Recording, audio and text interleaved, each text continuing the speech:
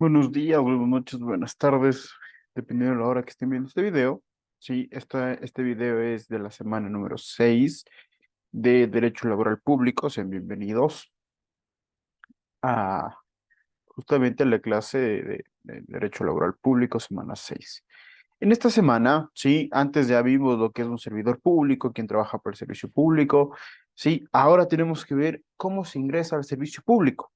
¿Sí? En este sentido, la Constitución y la LOCEP nos dicen que la única forma de ingresar al servicio público es a través de un concurso de méritos y oposición. No existe otra forma.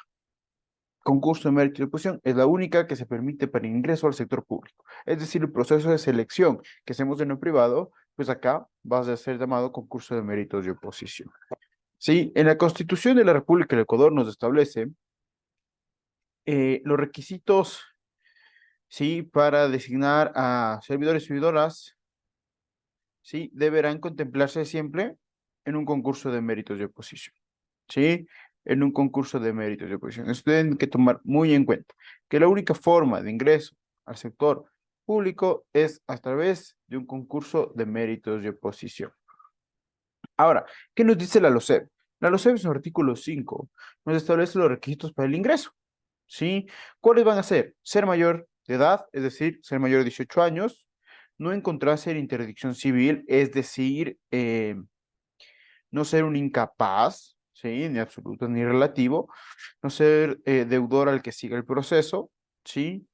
No estar comprendido las causales de prohibición para ejercer cargos públicos, cumplir con los requerimientos, cumplir con el perfil, ¿sí? Con los de preparación académica, técnica, tecnológica, etcétera, haber sufragado, ¿sí? ¿Por qué es importante el haber sufragado? Porque al ver esto, es decir, haber votado, podemos mencionar que,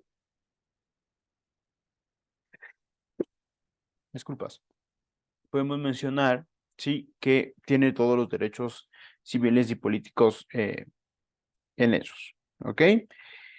En nosotros. No encontrarse en mora de pago de créditos establecidos a favor de entidades del sector público, es decir, no estar debiendo entidades bancarias del sector público o cualquier entidad del sector público, no estar en mora, ¿sí?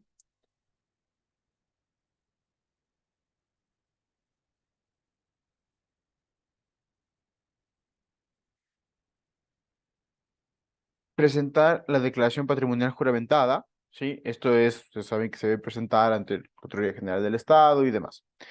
Autorización para levantar un sigilio de sus cuentas bancarias, para verificar juntamente la transparencia en la que tiene el servidor público y sobre todo, ¿qué pasa aquí o qué nosotros verificamos con esto?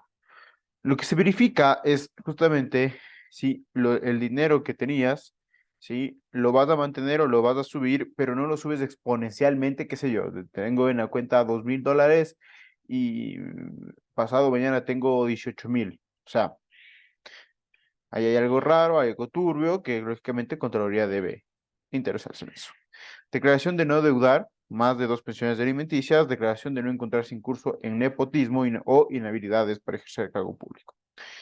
Declaración jurada de no encontrarse incurso en la prohibición constante de la ley orgánica de aplicación a la Constitución Popular, ¿sí? Es decir, no tener paraísos fiscales, ¿sí? Haber sido declarado triunfador en el concurso de méritos de oposición, lógicamente, y los demás requisitos que se señalan en la ley, ¿sí?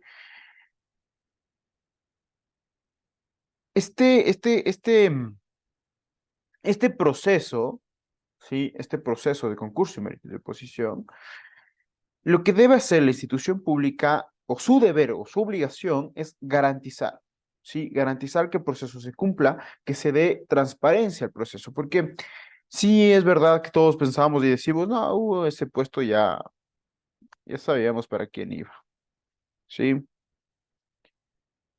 Ya sabíamos para quién iba.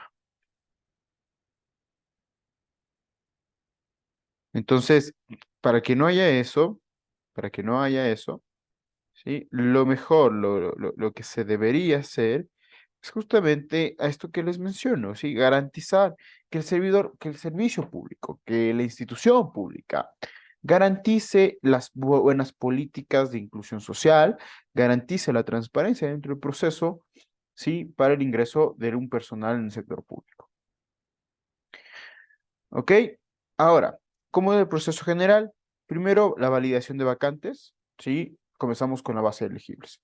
Después, la convocatoria del concurso. Después, la autorización de datos e inscripción al concurso.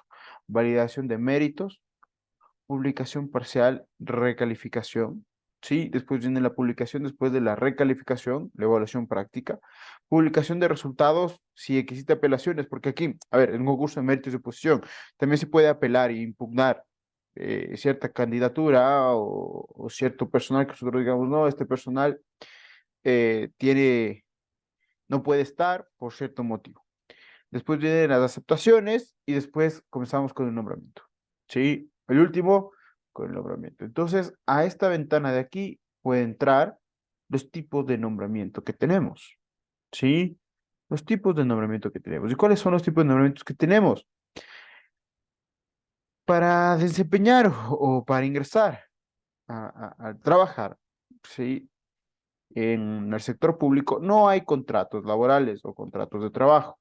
No existen. Aquí lo que tenemos son nombramientos, nombramiento provisional, nombramiento definitivo, nombramiento de libre remoción y nombramiento a plazo fijo. Es conocido como contrato.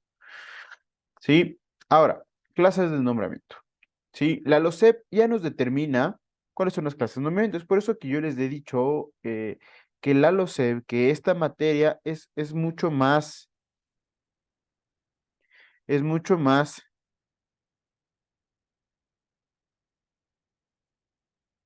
es mucho más legal, mucho más legalista, nos vamos a dar cuenta de eso. ¿Sí? Porque vamos a estar verificando todo esto, ¿sí? Vamos a verificar siempre la ley. Todo lo que yo hable ya está en la ley. Yo no me estoy inventando, no puedo crear una teoría nueva, no puedo ver doctrina dentro del derecho laboral público. Imposible, ¿sí? ¿Por qué? Porque ya lo tenemos en la ley. En ese sentido, tenemos los permanentes. ¿Cuáles son los permanentes? Aquellos que se expiden para llenar vacantes mediante un sistema de selección previstos en la ley.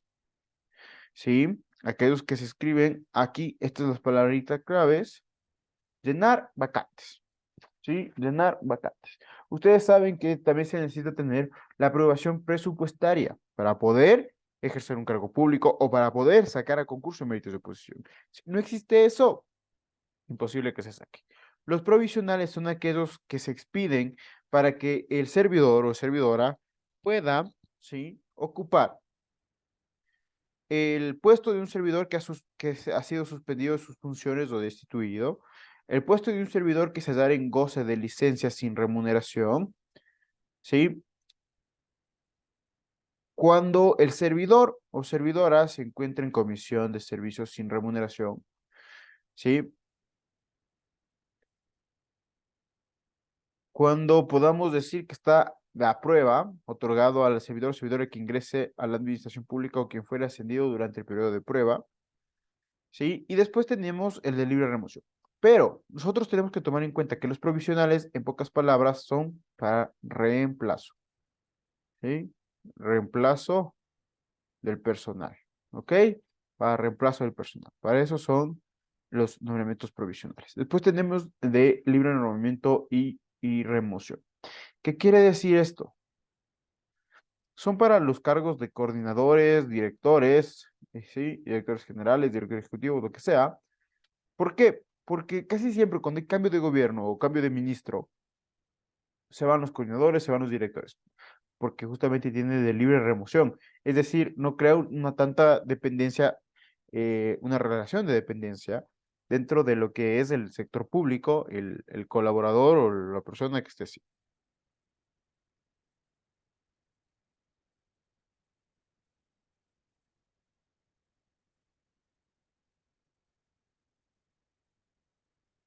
¿Sí? Ok. De periodo fijo, ¿sí? Estos contratos de periodo fijo son conocidos, como les digo, también son conocidos como contratos por servicios ocasionales. Estos contratos tienen una duración de un año, ¿sí? Y que puede ser extendido a un año más, es decir, hasta 2 años. De ahí muere y no podemos estar o entrar al servicio público. Los nombramientos provisionales que se encuentran en el literales B1 y B2, ¿sí? B1 y B2 podrá ser otorgado a favor de los servidores y servidores públicos de carrera que presten servicios en la misma institución o a favor de las personas que no tengan calidad de servidores públicos. Ustedes deben entender que en el servicio público existen dos tipos de trabajadores, los servidores públicos y los obreros, ¿sí? Servidores públicos, personas que se rigen por la LOSEP. Obreros, personal que se dedique por el Código de Trabajo. Sí, esto ha sido lo que vamos a ver en esta semana. Sí, quiero comentarles a ustedes que tienen una tarea en esta semana que es calificada. Lo que vamos a hacer es, ¿cómo se llama esto? Un flujograma, sí, más o menos como el que estaba en imagen de cómo hacer la tarea, de cómo está el proceso del concurso de méritos de oposición, ¿sí? Vamos a hacer este flujograma vamos a ir a leer la LOSEP que está subida en la plataforma, a leer en el artículo 5, ¿sí? Y demás, del 5 para abajo, sobre cómo es el proceso para un concurso de méritos de oposición. Y creamos un flujograma, es decir, paso por paso, vamos a poner cuál fue el proceso. ¿Sí? Eso ha sido todo, chicos. Que tengan un buen día, buena noche, buena tarde.